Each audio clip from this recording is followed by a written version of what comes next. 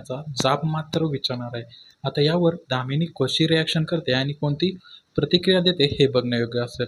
मित्रांनो, खूपच इंटरेस्टिंग असा हा नवीन प्रोमो आलेला आहे. येथे एकीकडे दामिनीचा चेहरा हा धैर्यासमोर येतोय की काय असे वाटते, कारण येथे आलेली आहे सुधाकरची बायको, की ती सांगते की जेव्हापासनं सावीच्या वडिलांचा ॲक्सिडेंट झालाय तेव्हापासनं सुधाकर घरी आलेला नाही.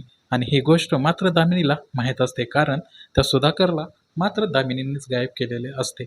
आता ही गोष्टीचा उलगडा हा धैर्यसमोर झालेला आहे.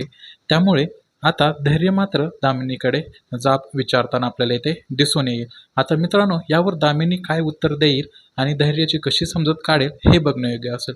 परंतु मित्रांनो, इतक्यातच दामिनीवर मात्र धैर्याचा संशय येणार नाही, कारण येथे पूर्णतः पुरावे जे असतील ते मात्र सहावीच गोळा करेल आणि तो दामिनीचा जो खरा चेहरा आहे तो धैर्यासमोर ही सहावीच घेऊन येताना आपल्याला येथे दिसून येत आहे. आता मित्रांनो, हा नवीन ट्विस्ट जो मालिकेत आलेला आहे तुम्हाला कसा वाटतोय आम्हाला कमेंटमध्ये नक्की सांगा. आणि तुम्हाला हा नवीन प्रोमो कसा वाटला हेही सांगायला विसरू नका. जर व्हिडिओ आवडला असेल तर व्हिडिओला एक लाईक नक्की करा.